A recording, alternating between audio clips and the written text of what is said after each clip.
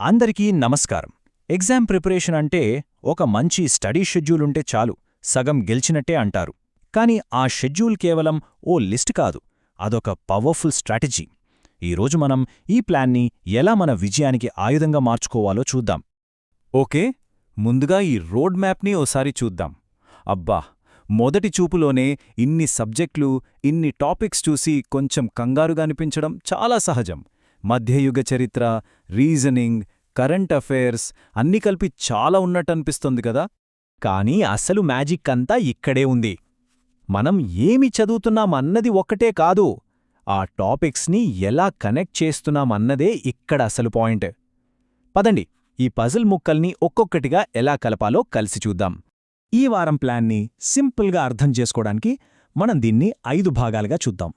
First అసలు game plan ఏంటి, తర్వాత తొలి మధ్యయుగ చరిత్రలోకి డీప్గా వెళ్దాం, ఆ తర్వాత సామ్రాజ్యాలు, ఉద్యమాల గురించి మాట్లాడుకుందాం. ఇక చివర్లో రివిజన్ ఎంత ముఖ్యమో చూసి అసలు ఈ పద్ధతి ఎందుకు అంత బాగా పనిచేస్తుందో తెలుసుకుందాం. సరే, మొదలు పెడదాం. సెక్షన్ 1, మన రెండవ వారం గేమ్ ప్లాన్. చూడండి, ఏ ప్లాన్ అయినా ఫాలో అయ్యే ముందు దాని వెనక ఉన్న ఐడియా ఏంటో అర్థం చేసుకోవాలి. ఈ షెడ్యూల్ వేరువేరు సబ్జెక్టులను ఎంత తెలివిగా ఒకదానికొకటి లింక్ చేస్తుందో ఇప్పుడు మనం చూద్దాం. ఇక సెక్షన్ 2, తొలి మధ్యయుగ చరిత్ర. ఒక పెద్ద బిల్డింగ్కి ఫౌండేషన్ ఎంత స్ట్రాంగ్గా ఉండాలో, ఈ వారం ప్రిపరేషన్కి ఈ మొదటి 3 రోజులు అంటే 8, 9, 10వ రోజులు అంతే ముఖ్యం. ఇవే మన ఫౌండేషన్ అన్నమాట. మరి ఈ ఫౌండేషన్ టాపిక్స్ని ఎలా ఈజీగా పట్టేయాలో చూద్దాం రండి. ఇక్కడ గమనించాల్సిన విషయం ఏంటంటే, ఈ ప్లాన్ మొదటి రోజు నుంచే ఇంటిగ్రేటెడ్ లెర్నింగ్తో స్టార్ట్ అవుతుంది. అంటే ఒకేసారి మన జాతీయ చరిత్ర అయిన చోళుల గురించి, మన ప్రాంతీయ చరిత్ర అయిన తూర్పు చాళుక్యుల గురించి చదువుతాం. ఇలా చేయడం వల్ల ఆ రెండింటి మధ్య ఉన్న కనెక్షన్స్, తేడాలు చాలా క్లియర్గా అర్థమవుతాయి. ఇది ఎగ్జామ్లో అనలిటికల్ క్వశ్చన్స్కి ఆన్సర్ చేయడానికి సూపర్ హెల్ప్ అవుతుంది. ఇప్పుడు రీజనింగ్ వైపు వద్దాం. మనం సిలాజిజమ్స్తో మొదలుపెడుతున్నాం. పేరు కొంచెం కొత్తగా, కష్టంగా అనిపించొచ్చు, కానీ ఇది చాలా సింపుల్. ఇచ్చిన 2 వాక్యాల నుంచి లాజికల్గా 3వ వాక్యాన్ని ఎలా రాబట్టాలి అన్నదే దీని కాన్సెప్ట్. చూద్దామా? సిలాజిజం సాల్వ్ చేయడానికి నా దగ్గర ఒక ప్రోటిప్ ఉంది. అదేంటంటే, ఎప్పుడూ వెన్ డయాగ్రామ్స్ వాడండి. ముఖ్యంగా అన్నీ, కొన్ని, ఏదీ కాదు అలాంటి పదాలొచ్చినప్పుడు బొమ్మ గీసుకుని చూస్తే ఆన్సర్ చాలా స్పష్టంగా కళ్ల ముందే కనిపిస్తుంది. తప్పులు చేసే ఛాన్సే ఉండదు. ఓకే, ఇప్పటివరకు నేర్చుకున్న దాన్ని టెస్ట్ చేద్దామా? డే 9, 10 టాపిక్స్ మీద ఒక చిన్న ప్రాక్టీస్ క్వశ్చన్. స్టేట్మెంట్ 1, కొన్ని ఇన్ఫ్రాస్ట్రక్చర్ ప్రాజెక్టులు మాత్రమే ఇరిగేషన్ ప్రాజెక్టులు. స్టేట్మెంట్ 2, అన్ని ఇరిగేషన్ ప్రాజెక్టులు ప్రభుత్వ కార్యక్రమాలు. మరి వీటికి సాధ్యమయ్యే ముగింపు ఏంటి? ఒక క్షణం ఇక్కడ ఆగి ఆ లాజికల్ కనెక్షన్ ఏంటో ఆలోచించండి.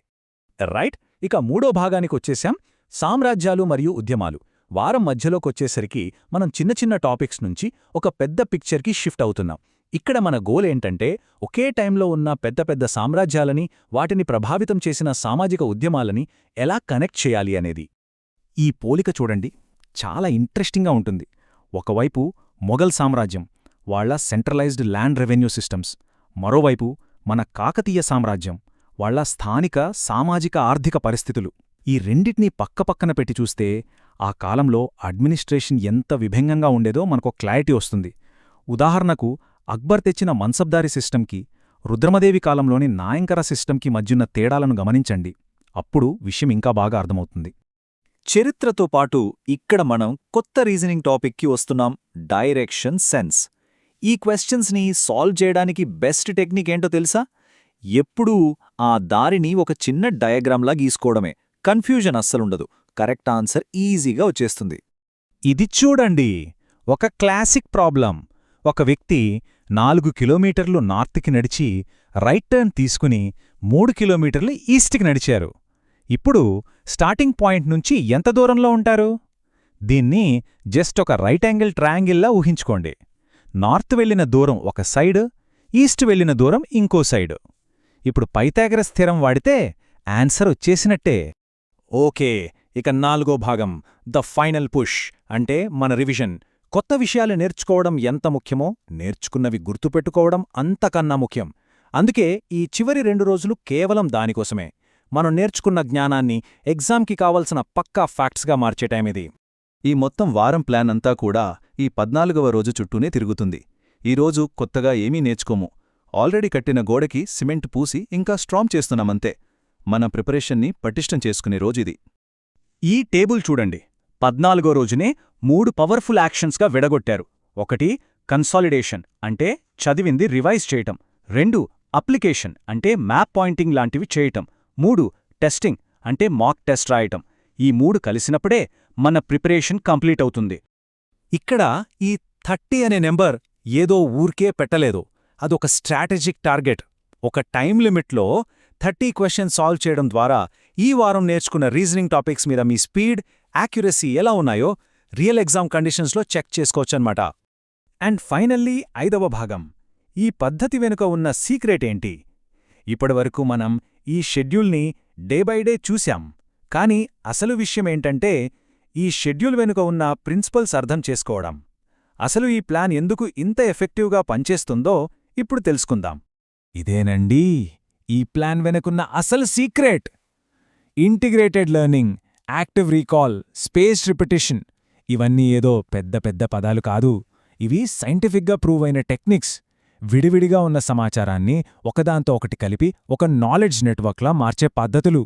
ఎగ్జామ్ హాల్లో మనకు టక్కున గుర్తుకొచ్చేది ఇదే. ఈ మొత్తం షెడ్యూల్ వెనక ఉన్న ప్రిన్సిపల్ ఇదే. డేల్ కార్నెగీ అన్నట్టు 1 గంట ప్లానింగ్ 10 గంటల పనిని ఆదా చేస్తుంది. గుర్తుంచుకోండి, ఈ ప్లాన్తో మీరు టైం సేవ్ చేయడమే కాదు, మీ ప్రిపరేషన్ని చాలా చాలా ఎఫెక్టివ్గా మార్చుకుంటున్నారు. చివరిగా ఒక్క విషయం. ఏ ప్లాన్ అయినా దాన్ని మనకు తగ్గట్టుగా మార్చుకున్నప్పుడే అది పనిచేస్తుంది.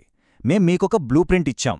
అసలైన ప్రశ్నేంటంటే మీ బలాలు, బలహీనతలను బట్టి ఈ ప్లాన్ని మీరు ఎలా మీ సొంత స్ట్రాటజీగా మార్చుకుంటారు ఆలోచించండి.